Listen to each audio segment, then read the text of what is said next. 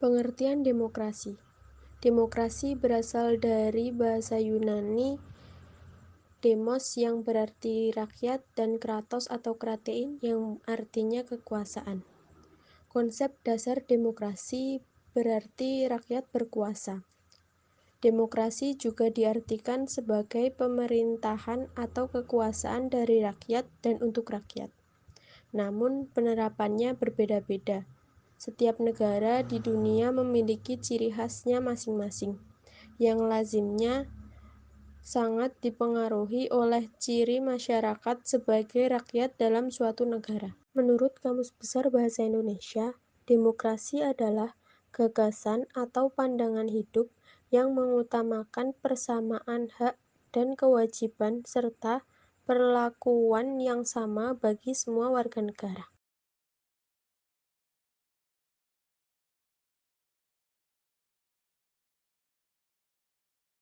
Sedangkan demokrasi menurut para ahli adalah yang pertama, menurut Montesquieu berpendapat bahwa demokrasi adalah kekuasaan negara harus dibagi dan dilaksanakan oleh 3 lembaga atau institusi yang berbeda dan terpisah satu sama lainnya. Pertama adalah legislatif, yang merupakan pemegang kekuasaan untuk membuat undang-undang. Yang kedua adalah eksekutif, yang memiliki kekuasaan dalam melaksanakan undang-undang. Sedangkan yang ketiga adalah yudikatif, yang memegang kekuasaan untuk mengendalikan pelaksanaan undang-undang. Dan semua institusi tersebut terdiri secara independen tanpa dipengaruhi oleh institusi yang lainnya.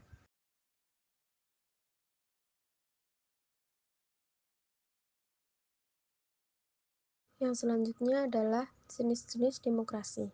Demokrasi memiliki banyak jenis. Berikut adalah beberapa jenis demokrasi.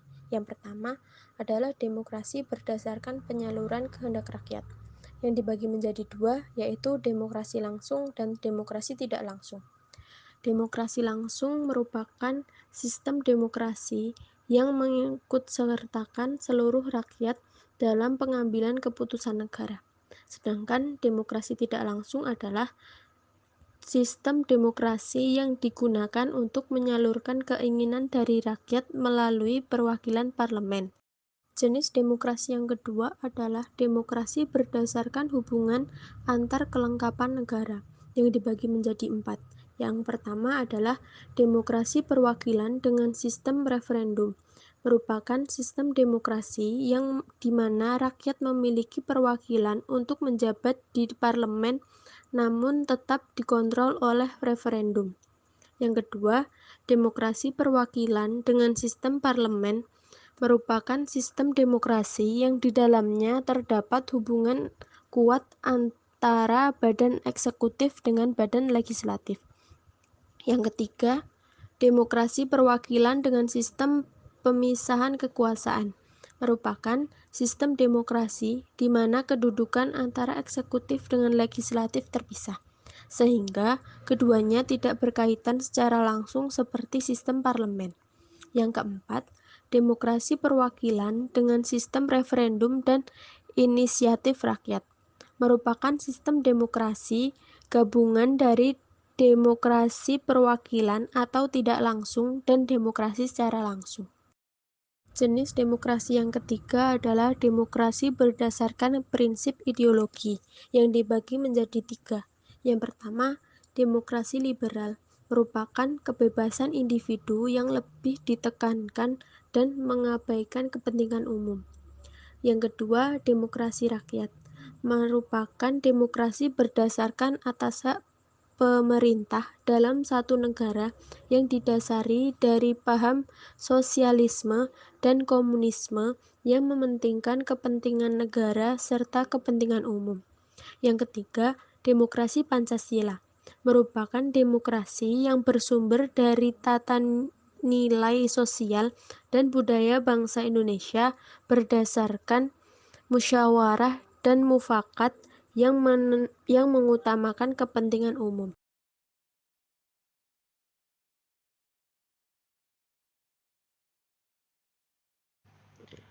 Selanjutnya masuk ke materi tentang pilar-pilar demokrasi di Indonesia. Menurut Kamus Besar Bahasa Indonesia, pilar merupakan tiang penguat dari batu, beton, atau sebagainya yang menjadi dasar atau pusat dalam sebuah konstruksi sebuah bangunan. Sedangkan demokrasi secara etimologis merupakan kata yang berasal dari dua suku kata. Yang pertama demos yang berarti rakyat dan kratos atau kretien yang berarti pemerintahan. Maka dapat diartikan bahwa pilar demokrasi merupakan tiang penguat atau dasar penguat suatu negara yang memiliki sistem kekuasaan tertinggi yang dipegang oleh rakyat.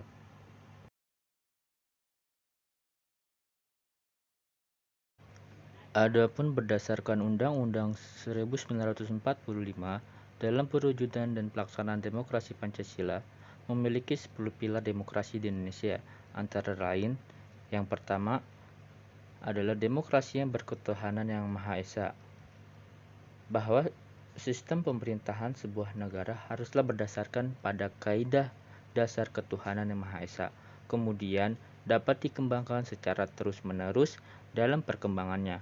Hal ini bersesuaian dengan nilai Pancasila, sila pertama, dalam kehidupan sehari-hari, sehingga kaidah Tuhan ini mampu memperkecil adanya perbuatan tercela yang berada dalam konteks hak asasi manusia, sekaligus sebagai kontrol sosial dalam bermasyarakat sosial. Kemudian demokrasi yang kedua adalah demokrasi yang mengutamakan kedaulatan rakyat.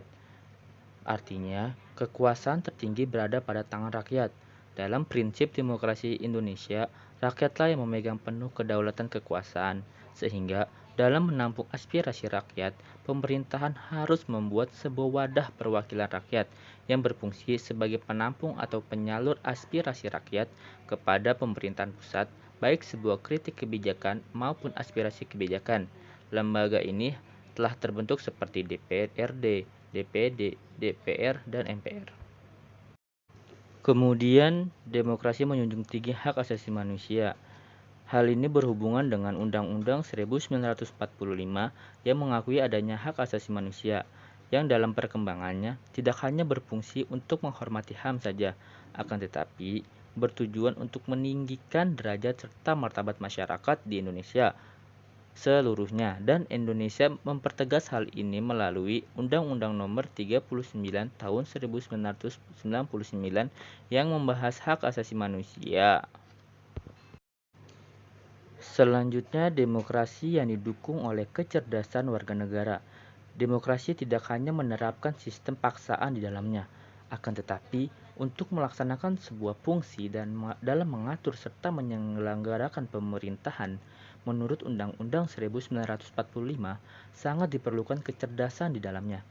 Hal penting dalam pelaksanaan demokrasi ini menuntut warga negara dalam hal kecerdasan rohania, akliyah, dan rasional serta emosional. Yang kelima, demokrasi yang menetapkan pembagian kekuasaan negara. Demokrasi menurut Undang-Undang 1945 mengakui adanya kekuasaan negara Republik Indonesia yang tak terbatas secara hukum. Demokrasi dikuatkan dengan cara pemisahan kekuasaan negara yang selanjutnya bangku kekuasaan akan diserahkan kepada lembaga-lembaga yang kompeten dan bertanggung jawab atas kekuasaannya. Yang keenam, demokrasi yang menjamin otonomi daerah. Demokrasi ini menyebabkan dibentuknya beberapa daerah otonom, yang akhirnya setiap pemerintah daerah diberi wewenang untuk dapat mengembangkan daerahnya masing-masing sesuai dengan sumber daya manusia dan sumber daya alam yang di daerah masing-masing. Tujuan prinsip ini guna pemerintah daerah mampu mengatur serta menyelenggarakan urusan internalnya, serta setiap daerah harus melaporkan dan menyampaikan seluruh kegiatan pemerintah daerah ke pemerintah pusat.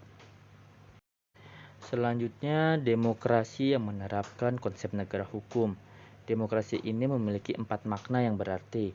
Makna yang pertama, kekuasaan Indonesia harus mengandung, melindungi, serta mengembangkan kebenaran hukum, legal truth, bukan malah mengandung demokrasi yang asal-asalan dan manipulatif.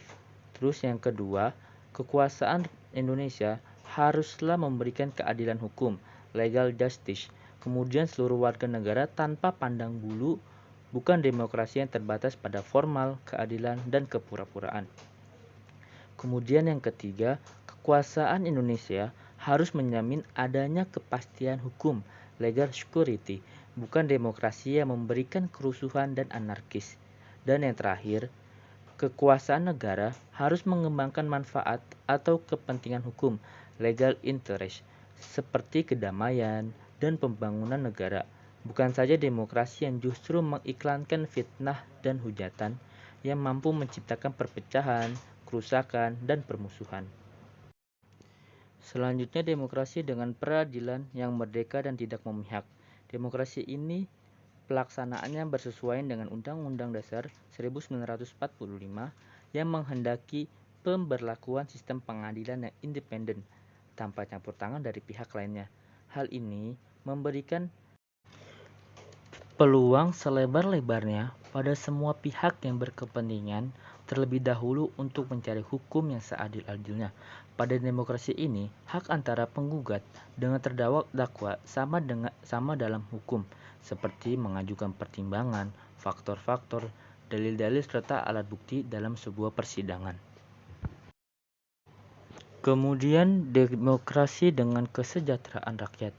Demokrasi ini tidak hanya membahas mengenai kebebasan, hak, kewajiban, dan tanggung jawab asal berorganisir kedaulatan rakyat atau pembagian kekuasaan kenegaraan. Akan tetapi, demokrasi ini harus berfokus kepada kesejahteraan rakyat. Hal ini sesuai dengan Undang-Undang 1945 Pasal 33 Ayat 3, yaitu dalam pemanfaatan sumber daya alam di Indonesia dipergunakan semuanya untuk memenuhi kehidupan rakyat. Maka dari itu, rakyat memiliki hak untuk menikmati seluruh sumber daya alam yang ada. Kemudian yang terakhir, demokrasi yang berkeadilan sosial. Demokrasi ini menurut Undang-Undang Dasar 1945 menggariskan adanya keadilan sosial di antara berbagai kelompok, golongan, dan lapisan masyarakat. Pada demokrasi ini, ada golongan atau lapisan ataupun organisasi yang diberikan kesempatan khusus dari negara dengan berbagai hak masyarakat. Maka, tidak ada dalam demokrasi berkeadilan sosial mementingkan sebuah golongan atau lapisan atau organisasi yang hanya mementingkan pada dirinya sendiri atau lebih condong ke golongan tersebut. Maka dari itu, keadilan sosial pada demokrasi ini sangatlah seimbang sehingga tidak terjadi kecemburuan pada golongan masyarakat yang lain. 10 macam pilar demokrasi yang dijelaskan barusan merupakan landasan demokrasi Pancasila dengan landasan operasional sebagai berikut. Hal ini bersesuaian dengan ketetapan MPR Nomor 9 Tahun 1998 tentang penyelenggaraan negara yang bersih dari bebas korupsi, kolusi, dan nepotisme. Kemudian yang kedua, ketetapan MPR Nomor 13 Tahun 1998 tentang masa jabatan presiden dan wakil presiden. Terus yang ketiga, ketetapan MPR Nomor 15 Tahun 1998 tentang otonomi daerah, peraturan pembagian dan pemerataan sumber daya nasional yang berkeadilan serta pertimbangan keuangan pusat dan daerah dalam kerangka Negara Kesatuan Republik Indonesia. Terus yang keempat, ketetapan MPR Nomor 16 Tahun 1998 tentang politik ekonomi dalam rangka demokrasi Indonesia. Terus yang kelima, ketetapan MPR Nomor 7 Tahun 1998 tentang hak asasi manusia. Kemudian yang terakhir, ketetapan MPR Nomor 4 Tahun 1999 tentang GBHN.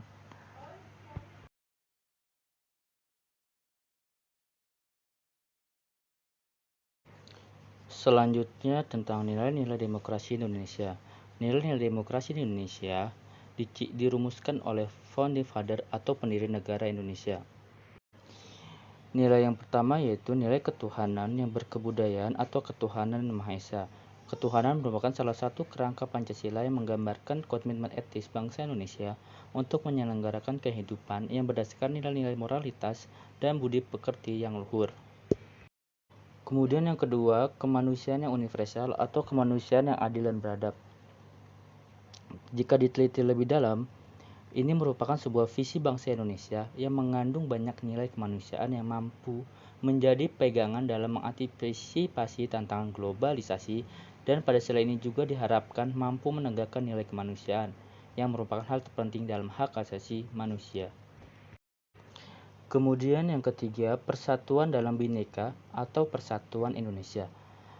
Pada sila ini atau nilai ini terdapat sebuah harapan bagi bangsa Indonesia terhadap seluruh rakyat untuk bersatu dan mampu mewakili berbagai etnis baik mayoritas ataupun minoritas. Oleh karena itu, Indonesia sangatlah tegas dalam menjaga keutuhan, persatuan, dan kesatuan dari serangan organisasi baik dari luar maupun dari dalam yang ingin merusak persatuan tersebut. Kemudian yang keempat, demokrasi permusyawaratan atau kerakyatan dipimpin oleh hikmat kebijaksanaan. Pada nilai ini sangat berhubungan dengan demokrasi, karena pada nilai ini memberikan solusi dalam mencapai tujuan bersama, yaitu dalam bermusyawarah. Karena bermusyawarah tidak hanya mewakili seluruh keinginan masyarakat, tetapi mampu menyeimbangkan antara masyarakat mayoritas dan minoritas.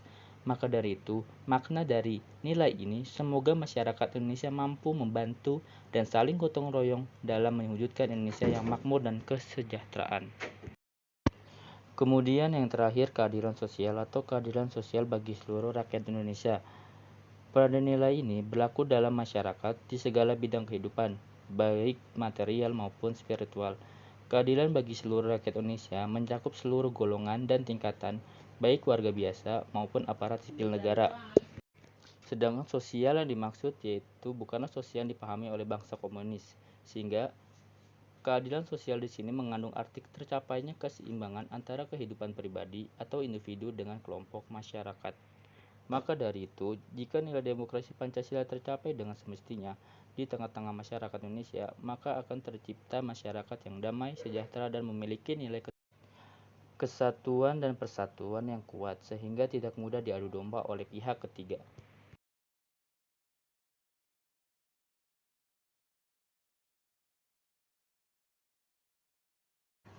Selanjutnya, pelaksanaan demokrasi di Indonesia terjadi menjadi 5 periode. Yang pertama, pelaksanaan demokrasi pada masa revolusi pada tahun 1945 sampai 1950. Pada masa ini, Indonesia masih menghadapi Belanda yang ingin kembali menjajah Indonesia, sehingga pada demokrasi pada masa ini belum berjalan pada semestinya.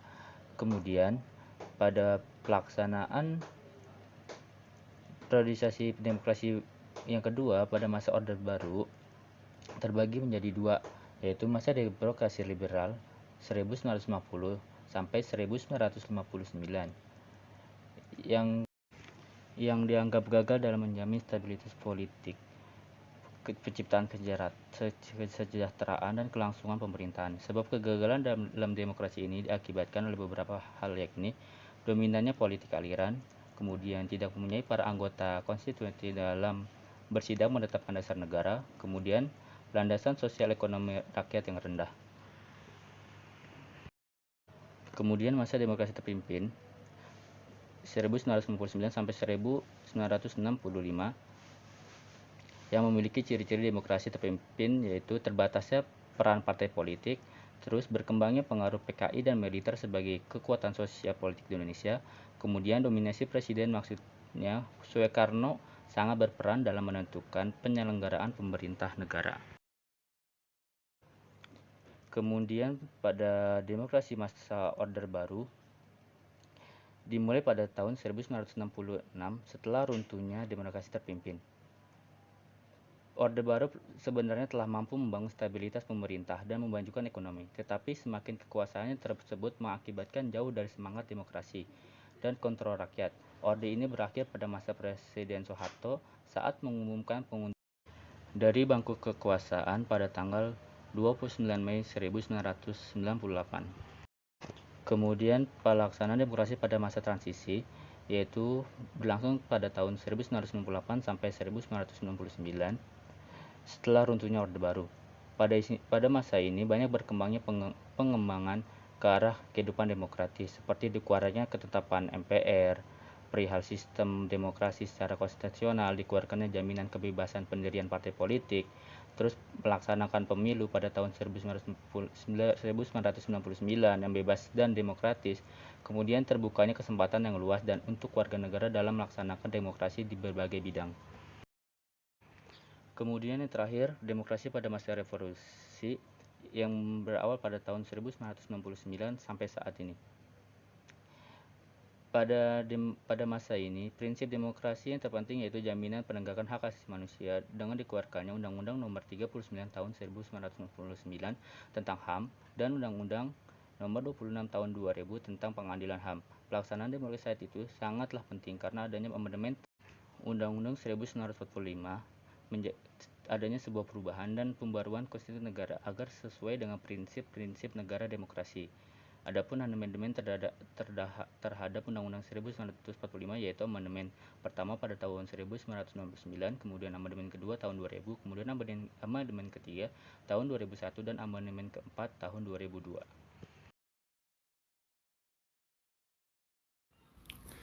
Nah, masuklah kita kepada pembahasan perkembangan demokrasi di Indonesia. Yang pertama ialah menurut sejarah. Dalam perjalanan sejarah ketatanegaraan, Indonesia sering mengalami perubahan berlakunya Undang-Undang Dasar, mulai dari Undang-Undang 1945, Konstitusi RIS, Undang-Undang 1950, kembalinya Undang-Undang 1945, dan sampai dengan Undang-Undang 1945 setelah diamandemen pada tahun 2002. Kemudian yaitu yang kedua secara konsepsional. Secara konsepsional, masing-masing undang-undang merupakan pengertian dan pengaturan hakikat demokrasi menurut visi penyusun konstitusi yang bersangkutan. Pada awal kemerdekaan, ketika pada saat itu Undang-Undang 1945 menjadi dasar hukum tertulis bagi segenap bangsa Indonesia, muncullah pergeseran gagasan ketatanegaraan yang mendominasi pemikiran segenap pemimpin bangsa. Nah, yang ketiga ialah gagasan tentang peranan negara dan peranan masyarakat dalam ketatanegaraan. Pada awalnya, gagasan tentang peranan negara dan peranan masyarakat dalam ketatanegaraan lebih dikedepankan. Gagasan itu disebut dengan gagasan pluralisme. Dengan melihat realita, mungkin pada saat itu belum dibentuknya lembaga-lembaga negara seperti Undang-Undang 1945 sebagai aparatur demokrasi yang pluralistik. Kemudian muncullah gagasan organisme.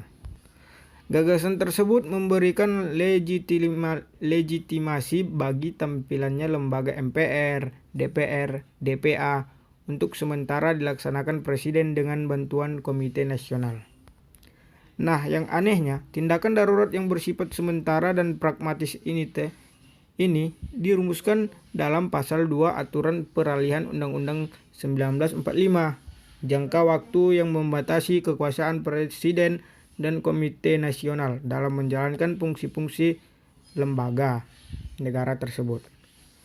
Nah, lembaga negara itu adalah sampai dengan masa 6 bulan setelah berakhirnya Perang Asia Timur Raya, kemudian MPR terbentuk berdasarkan hasil pemilihan umum oleh konstitusi, diperintahkan bersidang untuk menetapkan undang-undang yang berlaku.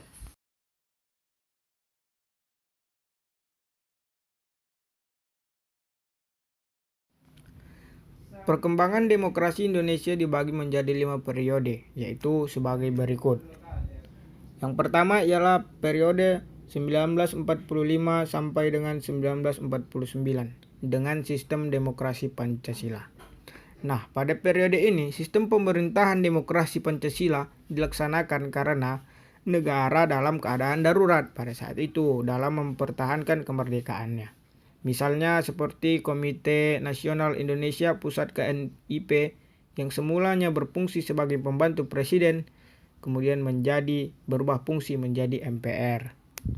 Kemudian yang kedua periode 1949 sampai dengan 1959 dengan sistem demokrasi parlementer. Nah, pada masa itu Kelemahan demokrasi parlementer memberi peluang untuk dominasi partai-partai politik dan DPR. Akibatnya, persatuan bersama untuk melawan musuh akan menjadi lemah. Kemudian yang ketiga ialah periode 1959 sampai dengan 1965 dengan sistem demokrasi terpimpin. Nah, pengertian demokrasi terpimpin menurut TAP MPRS nomor 7/MPRS/1965 ialah kerakyatan yang dipimpin oleh hikmat kebijaksanaan dalam permusyawaratan perwakilan yang berintikan musyawarah untuk mufakat secara gotong royong di antara semua kekuatan nasional yang progresif, revolusioner dengan berporoskan naskom dengan ciri-ciri sebagai berikut. Yang pertama ialah tingginya dominasi presiden. Yang kedua, terbiasanya peran partai politik. Dan yang ketiga, berkembangnya pengaruh PKI. Nah, kemudian pada periode 1965 sampai dengan 1998 dengan demokrasi Pancasila atau yang dinamakan Orde Baru. Pelaksanaan demokrasi Orde Baru ditandai dengan keluarnya Surat Perintah 11 Maret 1996. Demokrasi pada Orde Baru ini dianggap gagal. Kenapa gagal? Alasannya ialah yang pertama, tidak adanya rotasi kekuasaan eksekutif. Kemudian yang kedua, rekrutmen politik yang tertutup. Dan yang ketiga, pengakuan HAM yang terbatas. Kemudian yang terakhir ialah periode 1998 sampai dengan sekarang. Pada zaman yang kita rasakan pada saat ini yaitu tahun 2021 ya guys. Orde Reformasi ditandai dengan turunnya Presiden Soeharto pada tanggal 21 Mei 1998. Jabatan presiden kemudian diisi oleh wakil presiden, Profesor Dr. Andus Insinyur B.J. Habibie. Turunnya Presiden Soeharto disebabkan karena tidak adanya lagi kepercayaan dari rakyat. Nah, jadi rakyat tidak mempercayainya lagi dari rakyat terhadap pemerintah pada Orde Baru. Bergulirnya reformasi yang mengiringi keruntuhan rejim tersebut menandakan tahap awal bagi transisi demokrasi yang ada di Indonesia.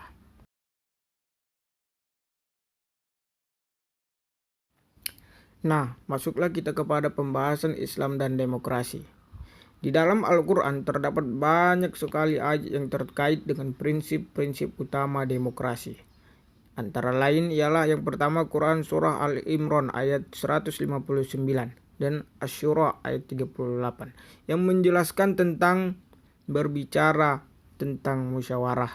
Kemudian yang kedua Quran Surah Al-Maidah ayat 8 dan Asy-Syura ayat 15 tentang keadilan. Yang ketiga ialah Quran Surah Al-Hujurat ayat 13 tentang persamaan. Yang keempat Quran Surah An-Nisa ayat 58 tentang amanah. Quran Surah Ali Imran ayat 104 tentang kebebasan mengkritik. Quran Surah An-Nisa ayat 59 dan 83. Kemudian Surah Asy-Syura ayat 38 tentang kebebasan berpendapat. Dan masih banyak lagi ayat-ayat tentang demokrasi yang tidak bisa saya sebutkan semuanya di sini. Nah, basis empirik menurut Aswab Mahasin. Nah, jika kita lihat basis empiriknya menurut Aswab Mahasin tersebut, agama dan demokrasi memang berbeda katanya.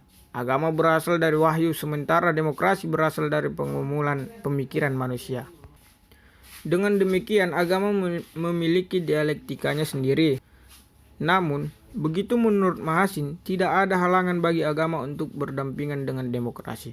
Sebagaimana yang dijelaskannya di depan tersebut bahwa elemen-elemen pokok demokrasi dalam perspektif Islam meliputi Asyura, Al-Musawa, Al-Adalah, Al-Amanah, Al-Musuliyah, dan Al-Huriyah. Kemudian, apakah makna masing-masing dari elemen tersebut? Yang pertama ialah Asyura, merupakan suatu prinsip tentang cara pengambilan keputusan yang secara eksplisit ditegaskan dalam Al-Quran. Misalnya seperti Quran Surah Asy-Syura ayat 38. Bagaimana bunyinya? Dan urusan mereka diselesaikan secara musyawarah di antara mereka. Dalam surah Al-Imran juga ayat 159 dinyatakan, dan bermusyawarahlah dengan mereka dalam urusan itu. Nah, dalam praktik kehidupan Islam, lembaga yang paling dikenal sebagai pelaksanaan syuro adalah Ahli Hali wal Aqdi pada zaman Khulafaur Rasyidin. Lembaga ini lebih menyerupai seperti tim formatur yang bertugas memilih kepala negara atau khilafah. Jadi dapat kita simpulkan bahwa jelaslah musyawarah sangat diperlukan sebagai bahan pertimbangan dan tanggung jawab bersama di dalam setiap kita mengeluarkan sebuah keputusan. Dengan begitu, maka setiap keputusan yang dikeluarkan oleh pemerintah akan menjadi tanggung jawab bersama. Sikap musyawarah juga merupakan bentuk dari pemberian penghargaan terhadap orang lain. Kenapa? Karena pendapat-pendapat yang disampaikan menjadi pertimbangan bersama. Begitu pentingnya. Itulah artinya musyawarah dalam kehidupan kita atau dalam kehidupan bermasyarakat, berbangsa maupun bernegara. Sehingga Nabi sendiri pun juga menyerahkan musyawarah kepada umatnya.